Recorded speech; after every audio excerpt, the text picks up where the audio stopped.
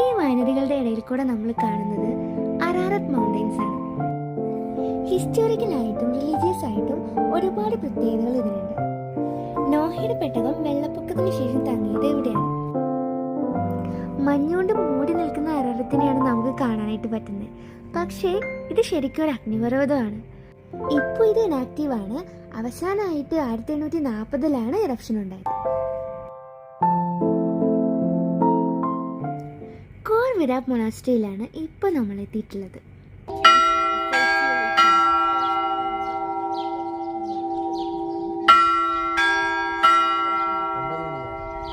Deep pit, അങ്ങനെയാണ് core വിരാബിന്റെ നീളം. 13 വർഷം സെന്റ് ഗ്രിഗറി ഒരു കുഴിയിൽ തടവിലായിരുന്നു. അവിടുന്ന് മോചിക്കപ്പെട്ട് പുറത്തു വന്നതിന് ശേഷം അങ്ങനെയാണ് അർമേനിയ ക്രിസ്ത്യാനിറ്റീനെ ഒഫീഷ്യൽ റിലീജിയൻ ആയിട്ട് അഡോപ്റ്റ് ചെയ്യുന്നത്. അതുകൊണ്ടാണ് ഈ മൊണാസ്ട്രിക്ക് ഇങ്ങനെ ഒരു പേര് വന്നത്.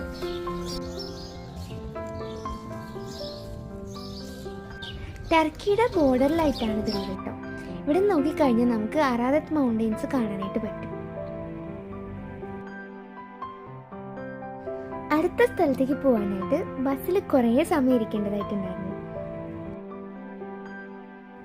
ഒരുപാട് ഭംഗിയുള്ള ലാൻഡ്സ്കേപ്പും കാര്യങ്ങളൊക്കെ ആയതുകൊണ്ട് നമ്മൾ ഈ 2-3 മണിക്കൂർ ബസ്സിലിരുന്നതൊക്കെ അത്ര ബുദ്ധിമുട്ടായിട്ട് തോന്നില്ല. അങ്ങനെ നമ്മൾ വിങ്സ് ഓഫ് തദേവിൽ എത്തി. വിങ്സ് ഓഫ് തദേവിന്ന് നമ്മൾ കേബിൾ കാർ വഴിയാണ് തദേവ് മൊണാസ്ട്രിയിലേക്ക് പോകുന്നത്. വോർട്ടൻ താഴ്വരകളുടെ മേലെ കൂടെയാണ് നമ്മൾ പോകുന്നത്. നല്ല ഭംഗിയുള്ള കാഴ്ചകളൊക്കെ കണ്ട് അങ്ങനെ തദേവ് മൊണാസ്ട്രിയിലേക്ക് എത്തി. 9th സെഞ്ച്വറിയിൽ നിർമ്മിച്ച ഒരു അർമേനിയൻ അപ്പോസ്തലിക് ചർച്ചാണിത്. ഇത് മുമ്പേ ഒരു യൂണിവേഴ്സിറ്റി കൂടെ ആയിരുന്നു കേട്ടോ. വളരെ ഭംഗിയുള്ള ഒരു സ്ഥലത്താണ് ഇതിന്റെ ലൊക്കേഷൻ. അങ്ങനെ അവിടെ നിന്ന് നമ്മൾ അടുത്ത സ്ഥലത്തേക്ക് പോവാണ്.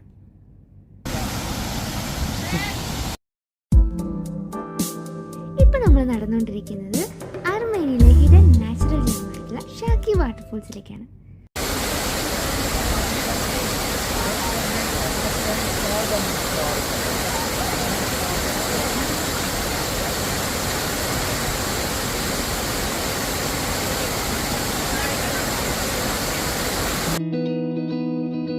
യെരവനിൽ നിന്ന് വരുവാണെങ്കിൽ 4.5 മണിക്കൂർ ദൂരമുണ്ട് നമുക്കിവിടെ എത്താൻ വേണ്ടിയിട്ട്. ഇതിൻ്റെ നിയറസ്റ്റ് ആയിട്ടുള്ള ഒരു ടൗൺ എന്ന് പറയുന്നത് സിസിയനാണ്. കുറച്ച് സമയം അവിടെ സ്പെൻഡ് ചെയ്തിട്ട് പിന്നെ നമ്മൾ തിരിച്ച് യെരവനിലേക്ക് പോവാണ്. വാട്ടർഫോൾസ് ഒക്കെ കണ്ടതിന് ശേഷം നമ്മൾ ഇപ്പോൾ എത്തിയിട്ടുള്ളത് വൈൻ ടേസ്റ്റിങ്ങിന് വേണ്ടിയിട്ടാണ്. വൈൻ കഴിക്കുന്നവരാണെങ്കിൽ അർമേനിയയിൽ എത്തിയിട്ടുണ്ടെങ്കിൽ ഒട്ടും മിസ് ചെയ്യാൻ പാടില്ലാത്ത ഒരു കാര്യമാണ്. അതെന്താണെന്ന് വെച്ചാൽ ലോകത്തിലെ വൈൻ നിർമ്മിക്കുന്നത് ആദ്യമായിട്ട് തുടങ്ങിയ രാജ്യങ്ങളിലൊന്നാണ് അർമേനിയ. ഒരുപാട് വെറൈറ്റി ഫ്രൂട്ട് വൈൻസ് ഉണ്ടായിരുന്നു.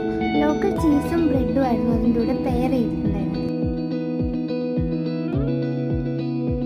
അങ്ങനെ സെക്കൻഡ് ഡേ നല്ല ബ്യൂട്ടിഫുൾ ആയിട്ടുള്ള സൺസെറ്റ് കണ്ടിട്ടുണ്ട്. അന്ന് രാത്രി ഫുഡ് കഴിക്കാൻ വേണ്ടിയിട്ട് നമ്മൾ യെരവനിൽ പുറത്തേക്ക് ഇറങ്ങി. ഒന്ന് സിറ്റിയിലൂടെയൊക്കെ നടന്ന് എക്സ്പ്ലോർ ചെയ്തതിന് ശേഷം